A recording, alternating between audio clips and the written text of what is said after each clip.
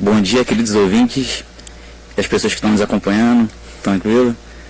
Um ótimo sábado de sol a todos aí, aproveitar o dia, bebam água, hidratem-se. Hoje estamos aqui com o nosso convidado aqui, com o Vitor Freire, educador financeiro. Fala um pouco da sua vida, meu amigo.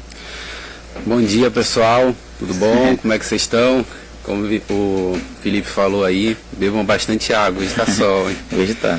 Então, gente, permita aqui me apresentar um pouco. Me chamo Vitor, Vitor Freire. Falar um pouquinho da minha trajetória. Eu sou educador financeiro. Minha formação é na área de Direito, sou graduado em Direito. Tenho uma pós-graduação que eu termino agora, começo do ano, em Mercado Financeiro de Capitais. Legal. E eu faço um curso sobre Educação Financeira na Escola do Roberto Navarro Academia. E estou brevemente me formando em coach financeiro. Top, mano. É isso aí, sempre se aprimorando, né? Com certeza.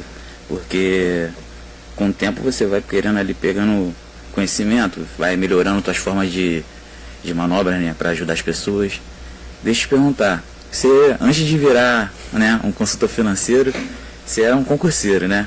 Com certeza. Foi da Marinha, né? Sim. Passou aquela fase ali, querendo ou não, aprendeu coisas boas, passou por momentos ruins, foi pro PJ. Como é que é? Qual o conselho que você dá para uma pessoa que está querendo passar no concurso, iniciando uma vida ali, para ter uma estabilidade, para querer algo melhor na vida, que é o teu caso agora? Tá migrando para tua própria, vamos dizer assim, fazer o que você gosta de fazer. Mas antes disso tem a trajetória, não foi do nada, quero fazer o que eu quero. Fala aí como é que foi, meu amigo. Então, Felipe, vamos lá para a trajetória. Eu sempre tive muito foco nos meus objetivos, né? Eu comecei a minha carreira, né, digamos assim, de estudo para concurso público aos 18 anos. Foi muito interessante, Felipe, que quando eu comecei, eu pensava muito na ideia assim, só do mercado de trabalho. E quando eu cheguei no mercado de trabalho, para o primeiro emprego, eles pediam uma experiência de 5 anos. Eu tinha acabado de sair do ensino médio. Como é que vai trabalhar? Como é que eu vou trabalhar com a experiência de 5 anos? E ali eu comecei meus estudos para concurso público. Eu lembro que um dos primeiros concursos públicos que eu fiz foi os Correios. Uhum. Depois eu fiz INSS. E eu precisava de uma formação a mais para sair da ideia do ensino médio e alcançar outros patamares de concurso. Então fiz um técnico em contabilidade. Uhum. E no técnico em contabilidade eu conheci o CAP, né, que é da Marinha, Corpo Auxiliar de Praças.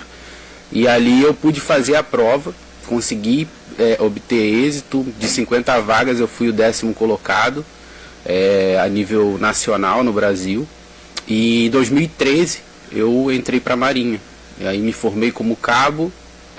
Fiquei de 2013 até 2015 na Marinha. Passei uns períodos de aprendizados lá. Escala bem apertada, você sabe muito bem como é que Sim.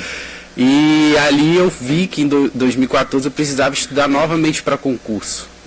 E ali em 2014 eu fiz bastante concursos. Um deles foi o Tribunal de Justiça do Estado do Rio, que foi onde eu consegui obter êxito. Tive pouco tempo para me preparar especificamente, cerca de 3 meses, e consegui passar ao atual cargo que eu tenho hoje.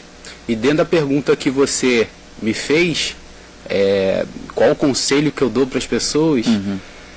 Estudar. O primeiro conselho que eu dou. Não tem jeito. Não tem jeito. As coisas não caem do céu. Ter foco. Eu sempre fui uma pessoa muito focada. Eu falo que eu não sou tão inteligente, mas eu sou bem esforçado. Uhum. Quando eu estabeleço um objetivo, cara, eu vou até o final. Então, o conselho que eu dou é esse: estudar, foco, disciplina. A pessoa precisa ter disciplina de estudo, a pessoa precisa ter uma organização de estudo. E o concurso público, ele, cada vez mais, ele vai ficando mais concorrido. Então é importante a pessoa ela ter resiliência, ela não desistir do seu objetivo. Que o grande problema é que as pessoas elas começam, faz um primeiro concurso, às vezes não obtém êxito e desistem. Zona de conforto, né? Zona de conforto. É a questão do meio do caminho, a pessoa para. E acabou que isso aí te proporcionou tu conseguir passar no PJ sem você estudar, como você falou, não estava preparado, mas foi a tua resiliência, tu nunca ter parado de estudar que acabou te fortalecendo, né? Exatamente. O que acontece? Pelo fato, 2014 eu fiz para uns 6 ou 7 concursos em 2014. Né? Obtive êxito, assim, a nível de colocação em 2. Um deles foi o Tribunal de Justiça, que é o que eu estou hoje, e o outro foi para o UFRJ, para Técnico Contabilidade. Só que quando me chamaram para o TJ, eu fui para o TJ.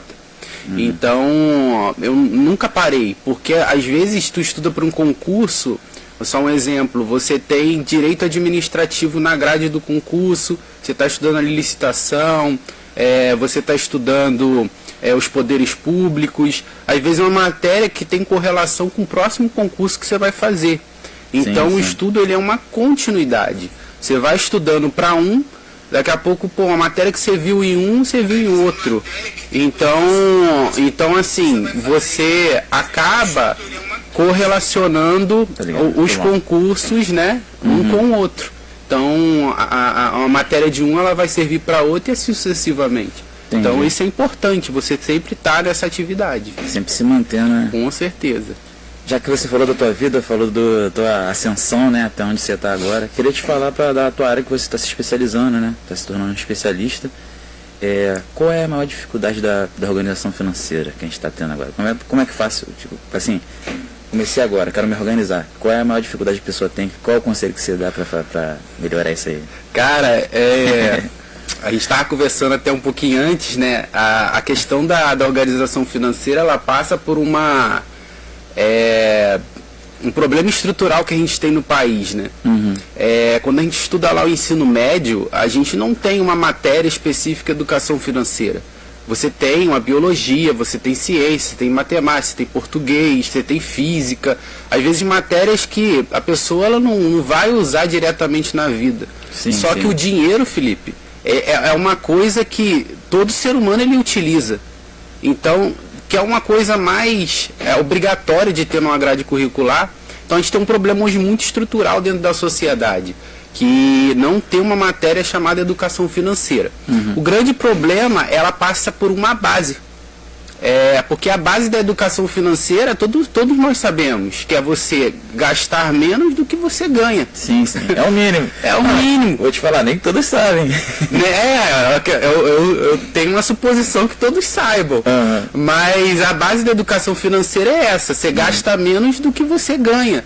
E o grande problema, né, que a pessoa ela tem na organização financeira é exatamente isso. As pessoas elas estão gastando mais do que ganham.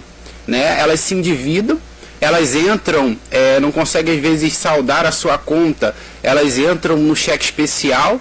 Muitas das vezes o cheque especial ele beira um absurdo, 7,5% ao mês, isso dá mais ou menos aí quase 100% ao ano. É uma taxa muito absurda. Então a pessoa ela não consegue saldar a sua dívida e ela se enrola em cheque especial, se enrola em cartão. Eu até postei nas minhas redes um ciclo infinito que você tem. A pessoa ela ganha um salário, ela gasta ali o seu salário, ela não tem dinheiro mais para poder comprar, ela se endivida no cartão, acaba o dinheiro dela, novamente ela vai ganha o salário. Aí o salário que ela ganha, ela tem que pagar o cartão, se endivida no cartão e fica nesse ciclo vicioso. Então isso é um grande problema que a gente tem. E para você ter noção, existe uma pesquisa do Serasa hoje que cerca de 70 milhões de brasileiros, até um pouquinho mais, eles estão endividados. E muitos desses, eles estão com o nome no Serasa. Então você vê que é um problema estrutural. É uma cultura, né? É uma cultura. Exatamente. Eu acho que isso acomete o caso de, vamos dizer assim, da cultura do brasileiro sempre dar um jeitinho. Porque, exemplo, tem um camarada, amigo meu, ele é técnico em refrigeração, eu quero top, estava até conversando com ele esses dias. Ele tem um dinheiro dele fixo, mas ele sempre faz uma correria por fora, então ele consegue pagar mais do salário dele. Então acaba que gera essa cultura do endividamento. E também as taxas altas de juros. Isso também no Brasil é mais difícil se organizar financeiramente, caso dessas taxas. Se você se entregar as facilidades, cartão, cheque especial, acaba se enrolando mais, tu acha mais difícil ou a pessoa só tem que mudar a mentalidade? Então, Felipe, o Brasil ele tem uma peculiaridade que não tem em outros países. Para quem investe, o Brasil ele é excelente, porque o Brasil ele tem uma taxa de juros muito alta. E essa taxa de juros possibilita que a pessoa ela consiga ter ganhos, né, rendimentos, falando de investimento, bem superior à inflação. Só que o grande problema é a contraparte. É quando a pessoa precisa de crédito. Exato. Porque a estrutura do mercado financeiro, a estrutura de um banco, ela funciona da seguinte forma. Você tem dois agentes. O primeiro agente é um agente superavitário, que a gente chama. É o agente que ele poupa, ele economiza. E esse agente ele vai injetar o teu dinheiro no banco, por exemplo. Ele vai colocar seu dinheiro numa poupança, ele vai colocar o teu dinheiro no investimento. E você tem um agente deficitário, que é o cara endividado. Então, assim, você empresta, um exemplo, o dinheiro hoje para o banco, para ele te pagar 11% ao ano, 12% ao ano, e ele empresta, o banco vai emprestar esse dinheiro para o agente deficitário, que é o cara endividado, às vezes por uma taxa de, sei lá, 30%. Então, assim, é muito importante você observar a taxa de juros e é muito importante você não cair nessas ideias do banco. Porque o banco, ele exatamente vai produzir dinheiro em cima das pessoas. Sim. Eu já vi taxas até de 11% mensal. É absurdo. Dependendo da modalidade que você adquirir dinheiro, né? Cheque especial, tem umas taxas que é absurda mesmo. Exatamente. O cheque especial, ele é um grande problema, né? É um grande problema porque ele não é uma taxa anual, ele é uma taxa mensal. E muitas das vezes a pessoa vai ver 7,5%, 10%, 11%, como você falou, ele acha que é anual, mas não é anual. É mensal, você imagine. E às vezes a pessoa vai só rolando a dívida, né? Aí paga o mínimo. E aquela dívida só vai gerando mais dívida. Você imagina, juros sobre juros. A gente chama isso de juros compostos, né? E isso para a dívida é horrível, porque quando você vai ver, você às vezes nasceu a sua dívida com 5 mil, daqui a pouco você está devendo 20, 30 mil reais. 50 mil e vai 50 embora. E vai embora. Porque o juros sobre juros esquece, aumenta o juros é sobre o valor total, não é sobre o teu início ali, vai embora, filho. Com certeza. Quando tu vê, mano, é complicado mesmo. Hoje em dia eu mesmo já passei nessa situação, né, tempos atrás, tu pagar o cartão, receber, tem esse cartão é meu salário, e vai indo, e tu fica nesse ciclo vicioso mesmo, até você parar, esse mês eu vou poupar e vou sair disso, porque senão você nunca sai mesmo. Exatamente. Cria uma dificuldade imensa, cara. Vamos dizer assim, eu vou dizer, eu tenho um pouco de naturalidade com isso, mas eu queria saber quais conselhos você dá para uma pessoa que quer investir. Qual é a melhor forma de investimento? Entendeu? Porque, exemplo, vou botar na poupança, vou botar agora tem na caixinha do Nubank, rende até bem. Mas tem umas maneiras mais inteligentes de uma pessoa que não quer o dinheiro de imediato, né, assim, pronto, com liquidez. Qual é a melhor forma que você diz agora? Então, aí a gente tem aí primeiramente a gente tem que fazer uma análise de perfil de pessoa, né? Sim. É importante, porque a gente falando assim a um público em geral, genérico, né? Fica genérico. Sim. Mas uma das melhores formas hoje, né, assim, de uma forma bem genérica, uma pessoa que ela não precisa de uma liquidez diária, que ela não precisa ali do seu dinheiro de imediato, hoje é o CDB. Você tem uma taxa boa no CDB, você tem CDB aí pagando 12%, porque o CDB é atrelado à Selic, né? E o outro, só que hoje, pro cenário de hoje, ele não é muito legal, porque a taxa de juros está caindo. É o Tesouro Selic, que ele o Tesouro Selic ele é atrelado já à Selic. Então, assim, de uma forma geral, né, que a gente tem que analisar muito o perfil da pessoa, que às vezes tem pessoa que não gosta de perder R$1, cara. Então, você não tem como falar, né, assim, genérica, porque a pessoa, ela, às vezes, vai correr o risco em uma coisa ou outra. Mas, de forma geral, esses são os dois instrumentos de melhor investimento, é um CDB ou o Tesouro Selic. Para conhecer outros tipos, teria que conversar com a pessoa.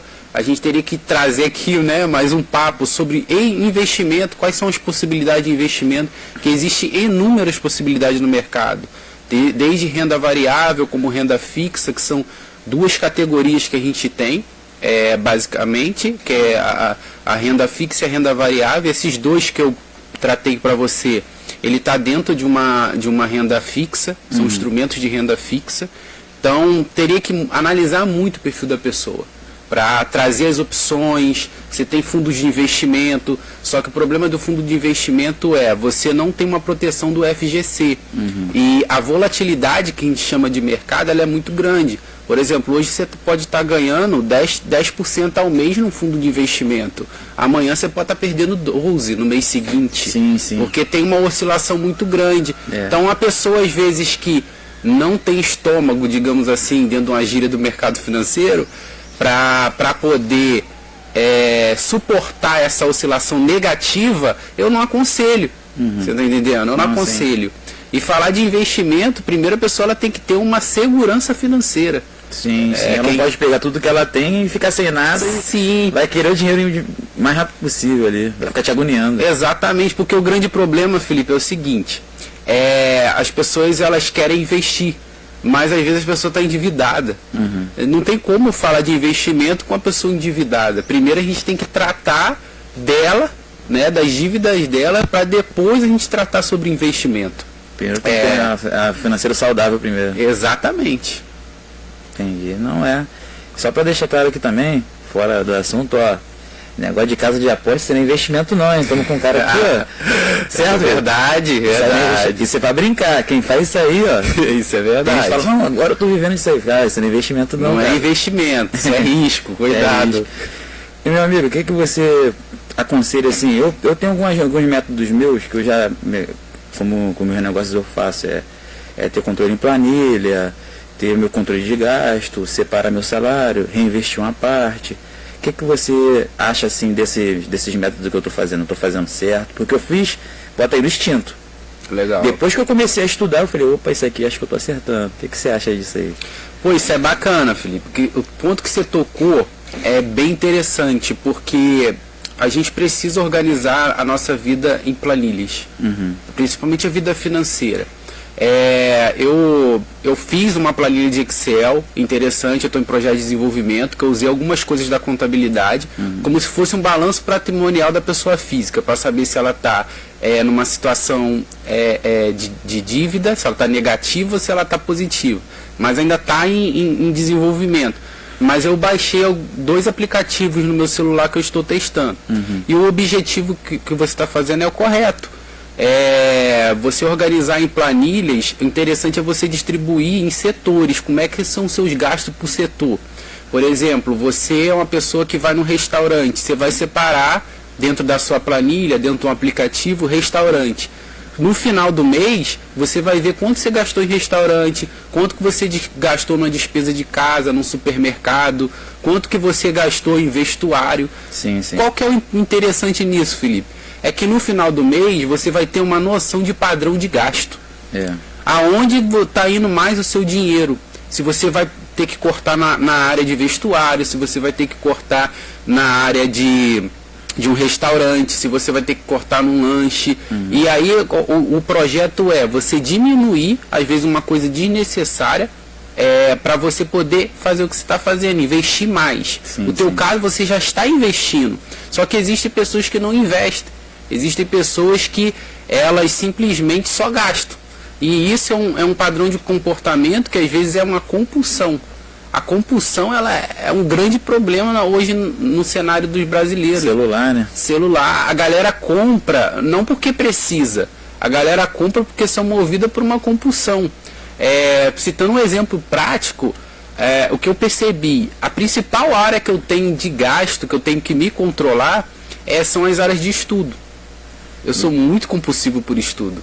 Mas não é uma coisa ruim. Mas mesmo assim você está vendo uma dificuldade. Sim, se der... Deve ser, né? Se der mole, eu falo isso com a minha esposa, se der mole eu compro 1000 livros no mês, cara. Que eu gosto muito, assim, de aprender, de aprendizado. Eu gosto muito de estudar. Então, assim, é uma coisa que eu tenho por controle. Cara, eu tenho que determinar um orçamento por mês. Cara, eu vou gastar 20% do que eu ganho em estudo. 20% do que eu ganho em mentorias, 20% do que eu ganho em livros.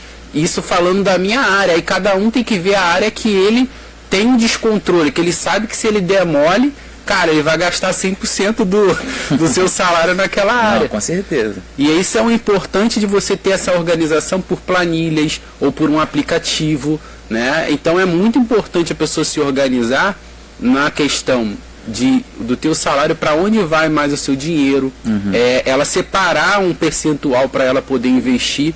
E lembrando, eu também postei semana passada isso no meu Instagram. Existe uma diferença entre investir e poupar. As pessoas acham que é a mesma coisa, mas não é. Poupança, ele está atrelado a um significado de economia. Você está economizando. Deixando de gastar. Mas o que você faz com o dinheiro poupado, aí é que está a chave. O que você está fazendo com esse dinheiro economizado? Você está investindo? Se você está investindo em alguma coisa que está te rendendo juros, aí sim, isso é investimento. São os frutos que você colhe da economia. É o investimento. Não, maneiro. Com certeza, tu já vê muita coisa, tu viveu isso no quartel, tu vê muita gente que ganha bem enrolado. Então tu já vê que às vezes não é quanto a pessoa ganha, é quanto a pessoa se organiza, né? Exatamente. Que você falou da planilha, isso aí eu peco ainda, eu não tenho uma planilha pessoal. O que eu gasto eu não sei. Mas da minha empresa tá lá. A empresa tá saudável. Tô pra fazer uma pra mim. A minha é bem especificazinho. Meus gastos da loja, meu faturamento, meu lucro, eu já pego do lucro meu salário. Tá? E é bem legal, porque me ajudou muito. Tu vê que a empresa está saudável, né? Mas tem que fazer pra gente. Cara, não é chato, é tranquilo, mas tem que perder um dia para fazer. Isso aí. E interessante, né? Como você é empreendedor, para quem aí é empreendedor, que trabalha muito com isso, o conselho que eu dou é você explorar muito a contabilidade.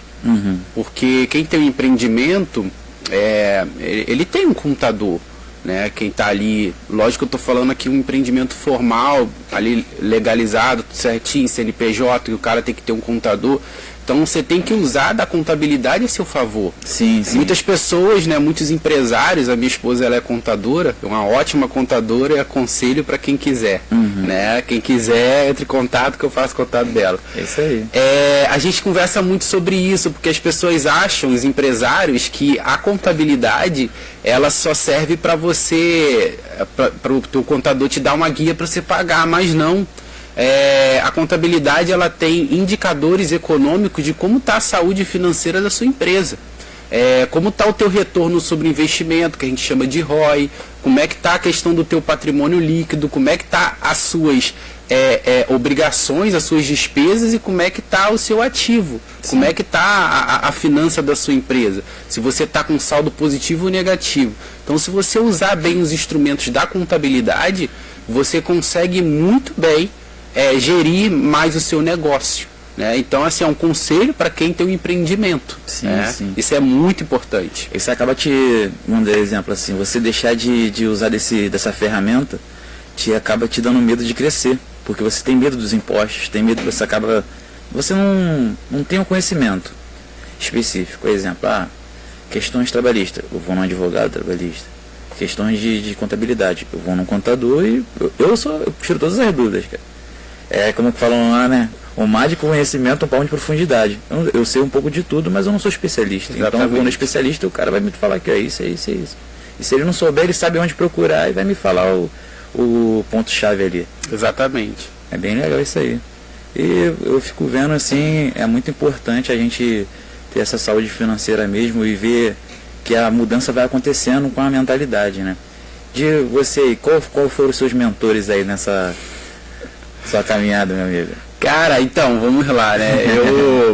Eu assisto, assim, diversos conteúdos, né? Diversos conteúdos mesmo, assim, porque a questão de mentor é muito interessante, porque é uma pessoa que ela vai diminuir a sua caminhada. Sim, porque sim. ela já errou, ela vai te passar os erros e os acertos, então vai diminuir. Atualmente eu tenho mentoria, né, aqui eu até citei o curso dele com o Roberto Navarro. Poderia muito bem ocultar, mas não vou ocultar. Aqui é bom, sigam ele no Instagram, sigam ele no YouTube, porque ele passa muito conteúdo bacana, de graça, gratuito. A indicação que eu tive foi pelo Eduardo Porto, né? A gente tem como amigo em comum. Sim, sim. Um grande empresário aí de Queimada, né? Excelente pessoa. Excelente pessoa. Ele me indicou, o Roberto Navarro, então comecei a segui-lo e comecei a ver que eu me identifiquei com ele. Então hoje eu faço mentoria com ele. Assisto muita coisa dele, muitas coisas assim do que eu tenho aprendido dentro da área financeira, de organização financeira, é com ele.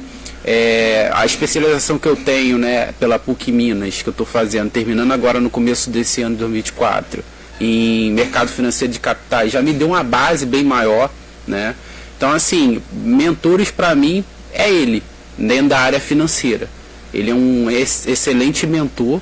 Quem tiver a oportunidade de segui-lo, de acompanhar o conteúdo, cara, sigam que é muito bom, vai abrir sua mente, até mesmo para a galera que é empresária, porque ele é um grande empresário. Sim, ele é um grande empresário, ele investe em vários nichos, ele já foi empresário no ramo de combustíveis. Então, assim, é um cara que tem muita propriedade no que fala. Então, para quem é empresário, para quem quer se organizar financeiramente, para quem quer investir, ele tem mentorias também sobre investimento. É muito bacana, então é a indicação que eu dou. Não, bacana. É isso aí, cara. Tem que, querendo ou não, todo conhecimento vem de alguém que já errou, né, cara? Exato. A maioria dos conhecimentos são... Pô, eu fico vendo... Falei com o Dudu pela questão da maioria dos meus conselhos que eu tive foi de provérbios, porque, querendo ou não, o pessoal bem sucedido, eles facilitam esse entendimento pra gente, né? E o cara que já viveu, ele sabe o que ele errou, o que ele acertou, facilita muito ter a mentoria. E futuramente, né, tu vai ser mentor, né? Que tá criando o curso aí, já. Explica melhor como é que vai ser esse projeto aí, meu amigo. Então, eu tô criando aí um projeto de um curso. Um dos cursos que eu quero dar primeiramente é sobre organização financeira. A pessoa sair do negativo. Exatamente. Porque assim, a gente tem 3 perfis de pessoa. A gente tem a pessoa que ela ganha o seu salário e separa um dinheiro para investir. Essa pessoa eu considero que ela é uma pessoa que ela está no verde. Né? É como sinal de trânsito, né? Sim, sim. Ela segue, entendeu? Ela está livre para seguir. A gente só faz alguns ajustes, alguma coisa aqui, outra ali. Agora você tem a pessoa que está no amarelo, atenção, que é o cara que ele pega o seu dinheiro e fica no 0 a 0. Esse cara tá em cima do muro, cara. Tá quase devendo. Tá ali no 0 a 0. Mas tem que tomar um cuidado, porque se ele manter o padrão de gasto, como a gente tem a inflação que corrói o nosso dinheiro, o consumo dele pro ano que vem já vai aumentar, e ele tem que aumentar a renda para continuar no 0 a 0. Então esse cara tá perigando de ir pro vermelho. Sim. E a gente tem um cara que tá no vermelho mesmo, que é aquele cara que, meu irmão, ele ganha R$1.000 e gasta 2. Vai ser uma bola de neve. Vira uma bola de neve. Então a gente precisa conhecer esses perfis de pessoa. Então a proposta desse primeiro projeto que eu tenho de organização financeira é ensinar a pessoa a sair do vermelho, a pessoa sair do amarelo, o que está no verde, a gente ensinar algumas coisinhas de organização financeira para ela desfrutar melhor do seu salário. Então esse é o primeiro projeto que a gente tem, onde a gente vai falar de dívidas, organização financeira, a gente vai falar de padrão de gasto, como a pessoa ela pode tratar às vezes a compulsão, porque a compulsão pelo gasto, ela muitas das vezes ela não é uma questão só física, ela é uma questão comportamental. Sim, sim. Então muitas pessoas vão ter que até procurar ajuda de psicólogo. Porque hoje em dia é muita compulsão devido à internet, cara. Sim. Vamos dizer assim, aquela realidade vista pela tela do celular. É influência, tipo, olha aqui, eu comprei isso aqui, é bom. Aí, opa, quero. Comprei essa roupa aqui em tal lugar, é bom. E acaba gerando uma compulsão. E também a dopamina, o celular o tempo todo acaba gerando essa compulsão, ansiedade. Exatamente. E esse é o projeto que eu tenho inicial. O segundo projeto, que a gente estava até conversando, né? Após a pessoa passar por isso, ou de repente é uma pessoa que já tem um padrão de poupar, né, de investir, só que ela precisa ser aperfeiçoada na área do investimento, saber os caminhos do investimento, como selecionar um bom fundo, uma boa empresa. Esse é o segundo projeto. A gente vai investir. A ideia é ensinar as pessoas a investirem, ensinar o que é investimento, quais são os produtos financeiros que a gente tem para investir. Você tem renda variável, renda fixa. Sim. Aí dentro de renda fixa você tem CDI, CDB, LCI, LCA. A gente vai falar um pouco sobre imposto, qual que é isento de imposto, qual que é isento de imposto, e as rendas variáveis que a gente tem. Aí você tem ações, você tem fundos de investimento, você tem N produtos, você tem estratégia com opções, que é uma boa, que eu tenho estudado, que ela te dá uma rentabilidade bacana por mês, né, que você trava ali uma questão de percentual. Esse é o segundo projeto que eu tenho. Sim. Lógico que a minha ideia também, isso é para grupo, né? A ideia da educação financeira também é tratar individual, né? Então, a pessoa que ela precisa de um cuidado individual, né? A gente pode também fazer esse trabalho. A gente fala isso de sessões, né? A gente cobra um valor, por exemplo, por 10 sessões. Então, durante 10 sessões, normalmente uma sessão ela dura 1 hora, a gente vai trabalhar aquela pessoa mensalmente, de 15 em 15 dias. Então a gente vai ali trabalhando como se fosse uma criança, que a educação é você instruir o caminho, né? Então instruir o caminho dentro das finanças, pegar a pessoa na mão e, cara, vamos lá, como é que tá a tua vida? Como fosse uma entrevista. Sim. E aos poucos instruindo, como é que a gente vai se livrar dessa dívida? Como é que a gente vai sair da outra? Ou para quem investir, vamos investir em tal lugar, vamos investir em outro lugar, né? E esse teus cursos tem mercado, que mais tem é pessoas dessa forma que você falou. Sim. Eu conto no dedo dos amigos que não pegam o dinheiro dele todo e falam, mano, só se vive uma vez, parceiro. Vou gastar tudo. E que isso, cara? Às vezes pega até bastante dinheiro. Gasta tudo. Fico, que isso, cara? Não faz isso, cara. Eu já tenho um anjo da guarda que fica no meu ouvido. Calma. Sempre tive. Nunca fui. Não sou bom duro, mas eu sempre fui de, opa, isso aqui eu não vou fazer isso, tá maluco? Trabalhei o mês todo. Não vou comprar um tênis de 3 mil reais, não vou comprar uma blusa. Então a gente tem que ter a noção de dar valor ao nosso dinheiro para começar, né? Exatamente. E realmente você tem muito mercado para o produto que você vai vender futuramente, muito mercado. Muito sucesso vai ter. Sim, a gente tem um projeto futuramente para lançar na igreja que eu congrego, né? A gente vai fazer um preço popular. Não, eu tô no Ministério Cristo entre os Povos, fica ali perto do Laticínio Central. Sim, quem quiser fazer uma visita, fica à vontade. A gente, aos domingos, né, o pastor da igreja, ele tem uma vertente muito legal. Qual foi o insight que ele teve? Que ele viu assim que a galera, né, precisa muito disso. Então ele tem pegado assim pessoas, eu sou uma delas, para poder no momento do ofertório a gente falar um pouquinho sobre educação financeira. Pô, bacana, cara. Entendeu? Diferente e bacana. Inclusive nesse domingo eu vou estar falando sobre educação financeira. Não é assim um tempo muito grande, é de 10 a 15 minutos que a gente tem a oportunidade. É algo assim bem rápido, mas a gente sempre dá, tipo, como se fosse um remédio, né, para a pessoa. Para um bom entendedor, meia palavra baixa. A pessoa que já está um pé para melhorar vai ouvir ali, opa. Exatamente. É um sinal? Exatamente. Então, assim, nesse domingo, inclusive, eu vou estar trazendo uma palavra de ofertório lá, nesse sentido, né? O tema que eu vou trabalhar sobre dívidas, dentro biblicamente, lógico, mas assim, com viés dentro do comportamento da pessoa, porque a dívida, o dinheiro, ele é um comportamento, né? Sim. É comportamental. A gente tem que se posicionar bem, a gente tem que entender o que está gerando a dívida, né? A grande dificuldade é essa. O que gera dívida? É uma compulsão? Cara, eu não consigo. Existem pessoas que falam, cara, eu não consigo ir no shopping, né? Principalmente às vezes as mulheres, né? E não comprar uma sandália, não comprar uma blusa. Cara, não vai estar no shopping. Se você tem um problema com isso, deixe de ir ao shopping. Vá no psicólogo. Vá no psicólogo. Ou tenta fazer um exercício com uma pessoa mesmo, né? Cara, eu vou no shopping, mas não vou gastar nada. Porque o problema é quando você vai no shopping, eu vou no shopping por ir. Já está propício a comprar mesmo. Sim. É um grande problema. Tem que trabalhar até a condição de ir no shopping poder comprar o que quiser, é isso aí. Mas antes disso tem a caminhada. Exatamente. Aí a gente tem esses 3 pilares, né, que a gente chama pilares da riqueza, que é a a segurança financeira, a independência financeira e a liberdade financeira.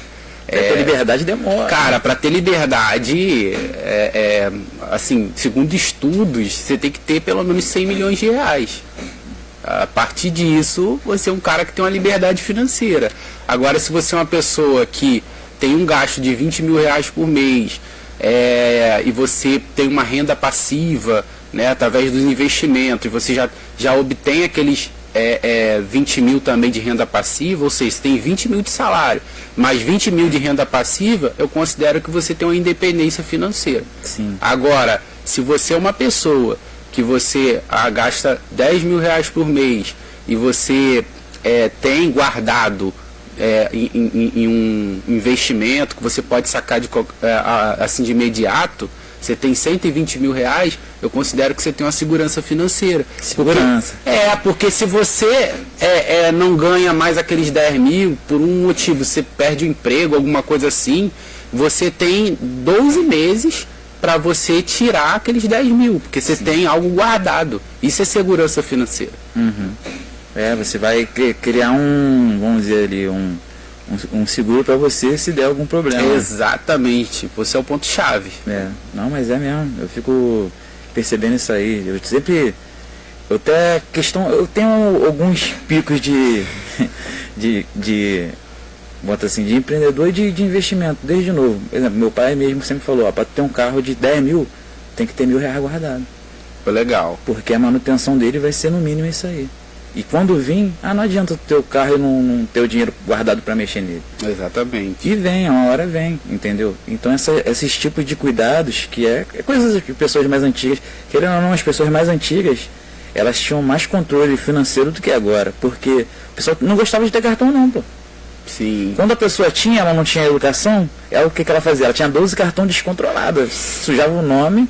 As pessoas que eu conhecia antigamente era assim. Uhum. Meu pai falava, eu não quero cartão não. Não quero não. Porque vai sujar meu nome. E tinha um medo de sujar o nome. Hoje em dia o pessoal não tem mais. Pô. Não tem mais esse... O que tu acha que acontece se o pessoal ficar desenfreado assim, cara? Então, a gente tem um problema, né, de geração. Você tocou num ponto muito interessante. Você teve uma formação na sua família. Sim, né? Sim. A sua formação a nível de família, o seu pai ele te ensinou um princípio. Uhum. Né? Então, provérbio vai falar sobre isso, né? Você citou provérbio, que a gente tem que respeitar os ensinamentos dos nossos pais. Né? Então, assim, o teu pai ele te ensinou uma questão financeira para ele. E qual o problema que a gente tem de gerações? Uhum. Naquela época, na época dos antigos, a gente sofria muito com um cenário de inflação alta. Então, imagine, cara, você chegar hoje no mercado, o arroz é R$10, daqui a 2 horas o arroz está 15. Então você tinha uma inflação desenfreada. Uhum. Então, naquela época, os antigos, eles tinham que realmente ter mais zelo pelas finanças. Sim. Porque, cara, a inflação ela não é anual como é medida hoje. A inflação, ela era, às vezes, de horas, né, cara? Aí complica. Então, complica. Então, assim, na base do aprendizado prático, os nossos pais, né, os antigos, eles tinham que se adequar a isso. A geração de hoje, ela não pegou isso. Hoje, graças ao Plano Real, a gente tem um câmbio, a gente tem uma inflação mais controlada. Sim, então... a gente teve um cenário na pandemia, né, de 2020 que a inflação chegou a bater 11%, as pessoas acharam um absurdo. Mas imagine a inflação bater 200% no ano. Caraca. Você está entendendo? Não tinha leis para controlar isso antigamente, né? Porque o que acontece? A gente tinha um problema muito sério no Brasil. Eles não estavam conseguindo conter a inflação naquela época. Então o Plano Real ele conseguiu quebrar né, a inflação. Então, acho que, se eu não me engano, foi em 94 que foi estabelecido o Plano Real, e o Brasil ele se tornou um país estável de lá para cá. E hoje a gente tem uma estabilidade econômica, coisa que naquela época os antigos não tiveram. Uhum. Então, o jovem hoje, pelo fato de não ter uma educação financeira, ele tem muito mais acesso ao dinheiro. Ele não pegou esses problemas. Sim, sim. Entendeu? O dinheiro está vindo mais fácil. Mais fácil. porque o Brasil, querendo ou não, ele veio num crescimento. Se você for pegar no governo Temer, ele estabeleceu algumas políticas que às vezes para o trabalhador foi ruim, né, na visão do trabalhador, mas a nível econômico o Brasil ele veio numa crescente, né, ele veio numa crescente e dinheiro foi jorrado na economia brasileira. E a pandemia ela foi também encenado um cenário disso. Por quê? A política pública que o governo Bolsonaro ele fez de dar o auxílio emergencial jogou dinheiro na economia. Era para a economia descer a jogada, né? Jogada, porque assim é muito importante as pessoas estudarem também taxa de juros, porque o mundo ele sofreu com a pandemia e o Brasil ele teve que saltar a taxa de juros, que é, no caso a Selic, a 2%. 2% uma taxa de juros porque ele estava estimulando o consumo, para que as pessoas não perdessem o emprego, para que a economia ela girasse, tivesse dinheiro no mercado. E quanto mais dinheiro tem no mercado, há o fenômeno na inflação. Sim, sim. Por isso que em 2020 a gente teve uma inflação de cerca de 11%, porque tinha muito dinheiro no mercado. Muito dinheiro, acaba desvalorizando, né? Muitas pessoas elas não foram demitidas por causa disso, por causa dessa ação do governo. Sim. Entendeu? Foi inteligente pro país, né? Mas acaba que o trabalhador sofreu um pouquinho, mas mesmo assim fez o país funcionar, né? Sim, hoje é o inverso. Hoje, se a gente for pegar o controle da Selic, eles jogaram a Selic a 13,75. Né? Agora eles estão começando a fazer o desaceleramento da Selic, hoje está 12,25. Né? Então, entender cenário de juros é muito importante, porque você, para quem investe, você vai ter que manejar o seu dinheiro de um lado para o outro, para você vencer a inflação. Sim, sim. Um tempo atrás, tô falando até de investimento, eu tenho que ver isso aí, né? Questão de investimento. Eu estava tendo um investimento de uma renda fixa de R$1.000. Para mim estava bom, porque é um dinheiro que eu ia usar, eu podia tirar a qualquer momento. Falei, opa, legal aqui. Aí eu falei, pô, futuramente, quando eu não precisar de imediato fazer outras, vamos dizer assim, ascensões de outras lojas, outras coisas, vou deixar esse dinheiro parado, nem que eu separe uma parte para fazer um investimento um pouco mais arriscado, que você fala, né, que é o variável, renda variável, né? Mas ela também pode te gerar bastante frutos, né? Sim, a renda variável gera bastante fruto quando você sabe aplicar, investir. Isso.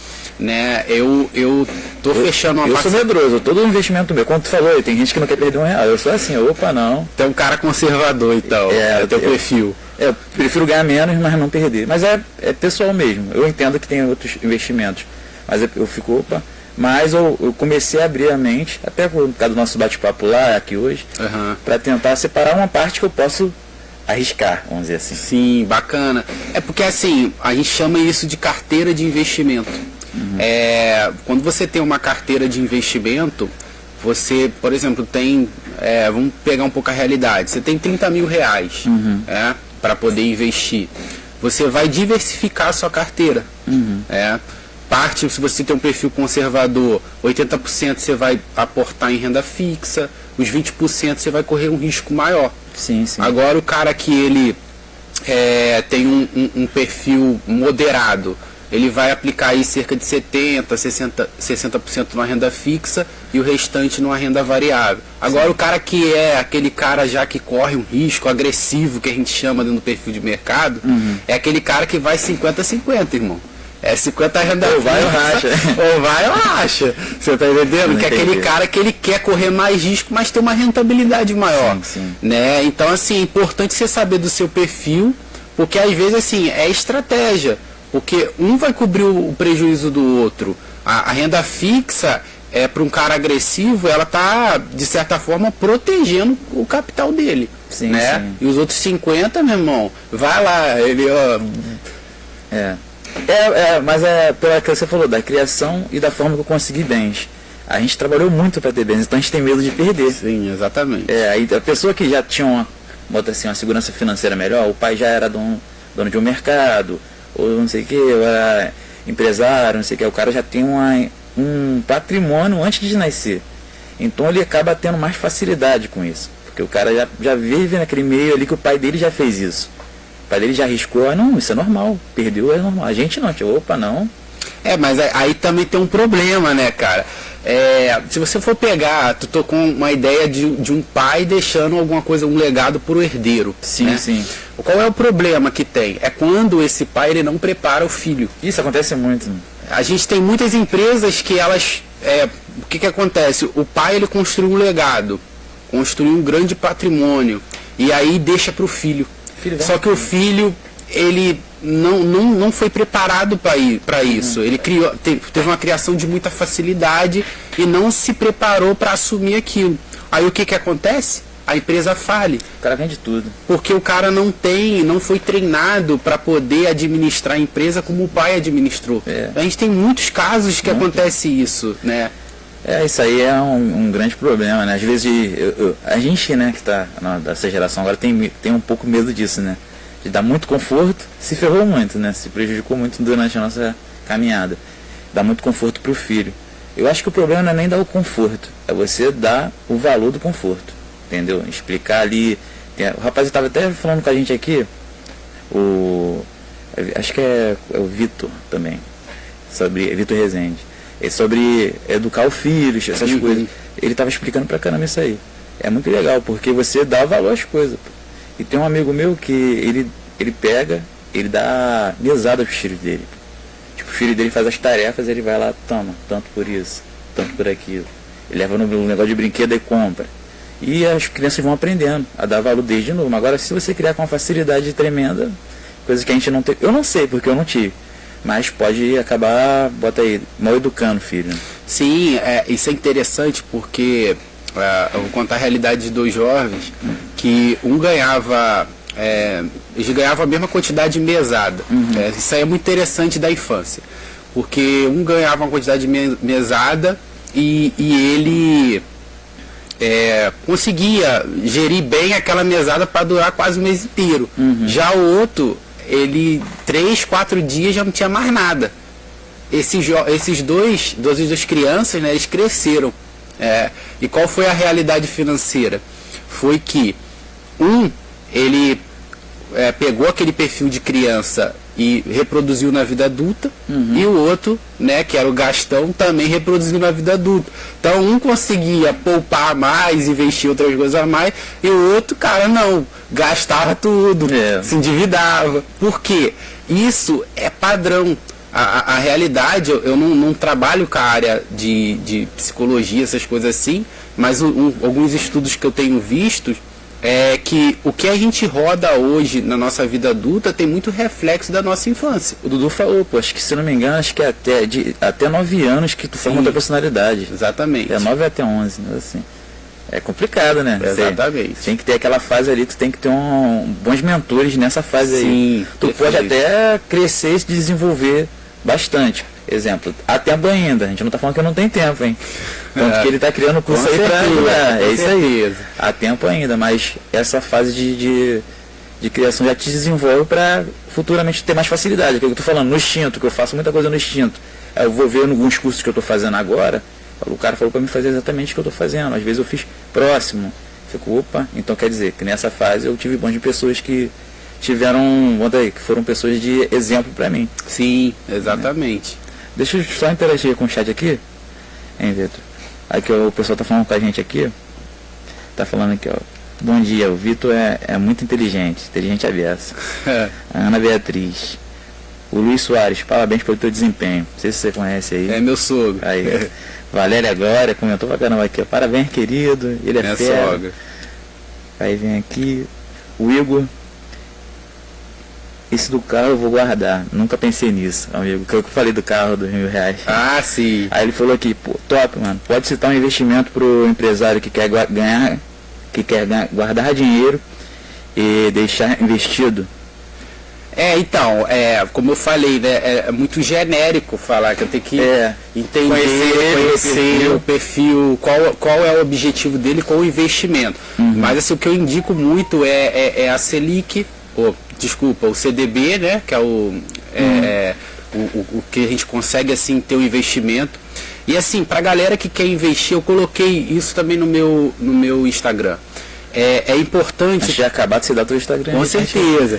É importante você se proteger da inflação. Então hoje, qual é o cenário que a gente tem? Você tem CDBs que vão te pagar o IPCA mais uma taxa. Por exemplo, IPCA mais 6% ao ano. Isso te dá protegido da inflação 0,5% ao mês, cara. Então, assim, o cenário que a gente está vivendo hoje, com queda de taxa de juros, porque eles vão estimular o consumo novamente. Eles estimulam o consumo. Para que estimular o consumo? Para que volte a máquina a girar, para que o mercado de trabalho ele gire, você empreendedor sabe disso, né?